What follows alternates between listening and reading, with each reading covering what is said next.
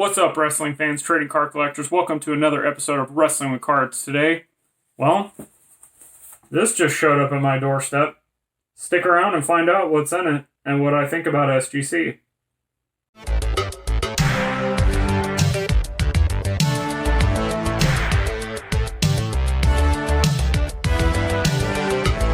So yes, my SGC order finally came in. I never graded cards before. It's something I've always wanted to do. And decided one day, you know what, I'm sending in some wrestling cards. For whatever reason, I decided to send it in right in the middle of the explosion. And yeah, brilliant idea, Zhan, right? That being said, before I sent in any cards, I started doing my research because that's what I like to do. I like to get the education before I start putting money into anything, before I make any kind of major decisions. So I know PSA is like the top standard bearer for grading cards. I looked at that. $20 a card for the base submission. You get it discounted if you want to become a member. I didn't feel like doing any of that. I'm looking to go as bottom level as I can, not like the Jim Mint company where you can send them, a couple of toothpicks and a half-eaten sandwich and they'll give you a Jim Mint 10. Nothing like that. So I didn't want to do PSA, even though I know the PSA, as of now, values are higher. Well, we'll get into my opinions on SGC later. BGS is right there, too. And that was my next option. Looked at them, kind of the same thing. Didn't really want to pay as much as they wanted. Didn't want any kind of subscription. So that brought me to SGC. I had owned a lot of SGC cards before. You've seen on some of these videos, some of the ones I've purchased, be it wrestling or other sports. Also, Gary Vee was hyping up SGC as the possible third company that could take over, possibly, as one of the premier grading companies. And I kind of looked at that like wrestling. PSA is going to be your WWE. BGS was like your WCW at the time. I'm talking, 90s. And then here's SGC, who people love, cult following. They're like the ECW, which was my favorite promotion. Not necessarily at this point saying SGC is my favorite. We'll get into that later.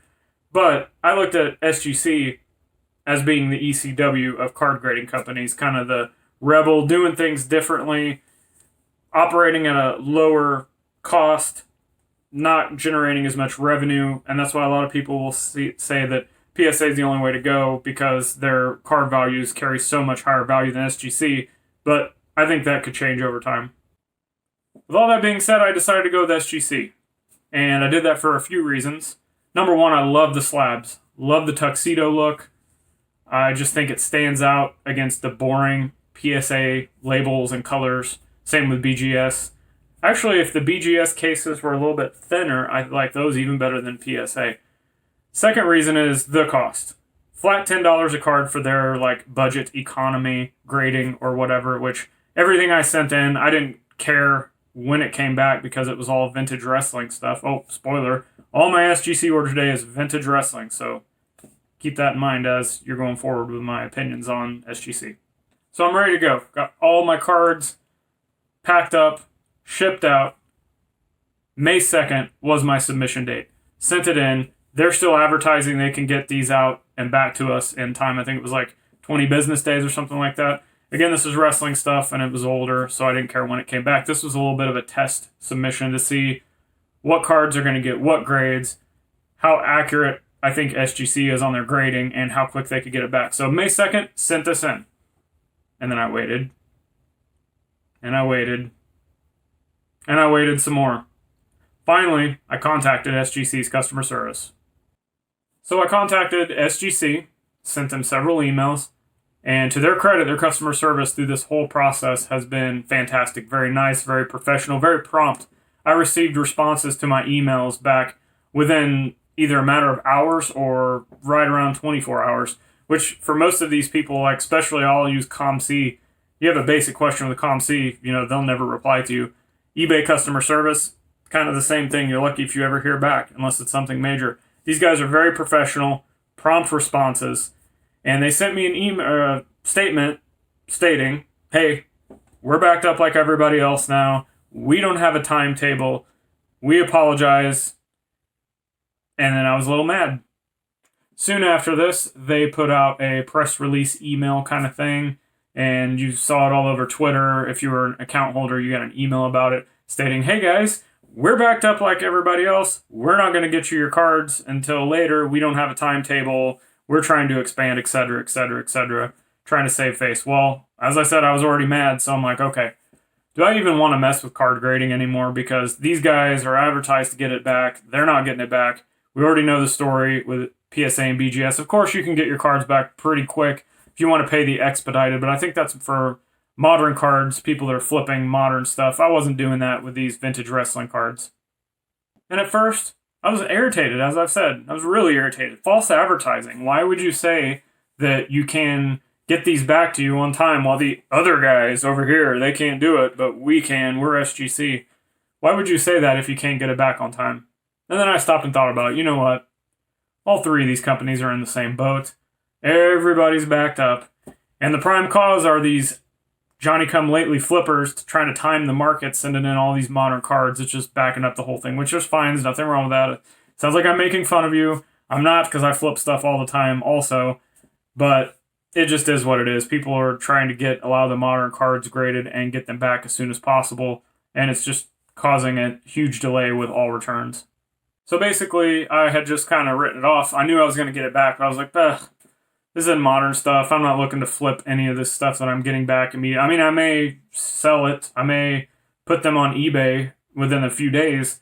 But it wasn't one of those things where I was like, okay, I've got to get that Cam Newton card back so I can put it on eBay. Or I've got to get that Giancarlo Stanton, Mike Stanton Chrome card after he just hit a home run so I can get that on there. You know, it wasn't anything like that. I was like, I'll get these cards when I get them. No big deal. So I walked out to the mail one day and there's this box right there on the ground. Oh, it's an SGC box. Fantastic. Didn't get an email, didn't get any kind of notifications, nothing. Just, oh, here it is on your doorstep. It's finally here. So guys, that's what we're checking out today. I have skimmed through these cards. I have thoughts and opinions. I will reveal each of them and give you my thoughts as we do it. So let's check them out. So here we go. There's a stack of vintage SGC wrestling, and we're going to kick it off with the Road Warriors. I love this Carnation set from 1986. Major League Wrestling, which is actually AWA. I guess they just didn't want to put their name on it. But anyways, that's beside the point. SGC4. Some surface damage there, and there. I knew that sending it in.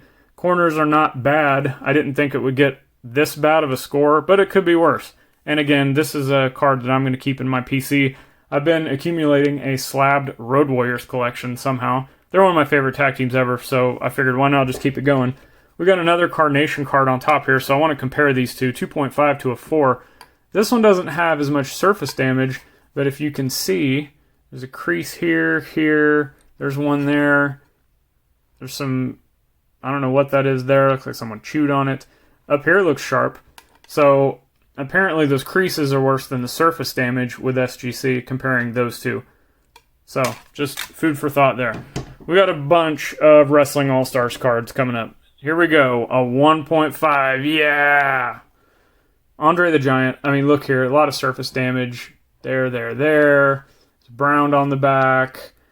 Guys, I knew this card wasn't going to get a good grade, but I don't care. I love it. Look how awesome that is slabbed.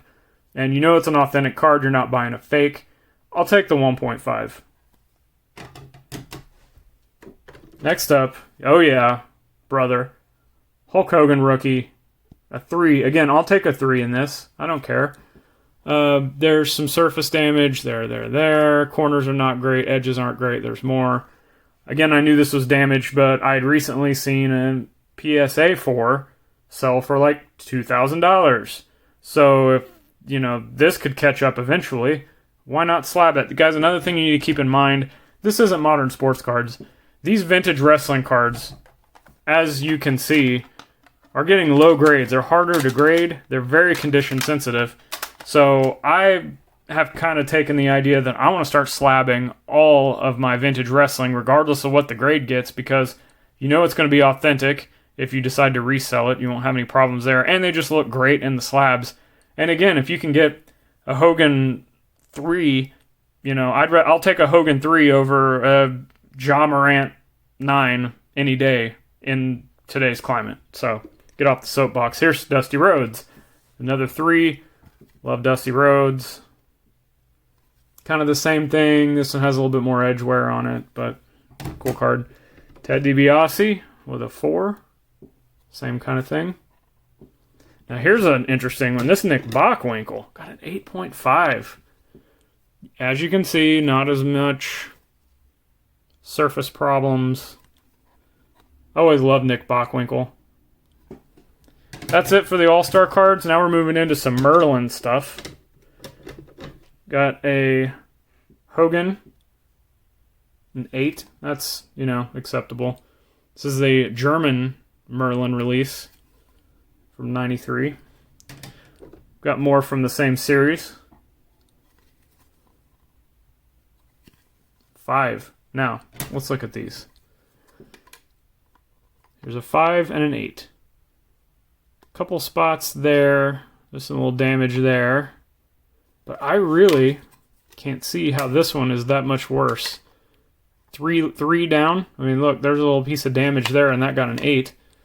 But, like I said, this is a kind of a test run. So, centering could be off. There could be something else that I'm just not catching. But anyway, they still look awesome slabbed. Here's another 8 Hogan from that same 93 set. Next up, the surprise of the bunch, 9.5 Randy Orton rookie. I did not think this was going to get that high of a card because there's a little bit of edge wear on these Fleer cards, and they're known for that, so maybe they took that into consideration while grading this.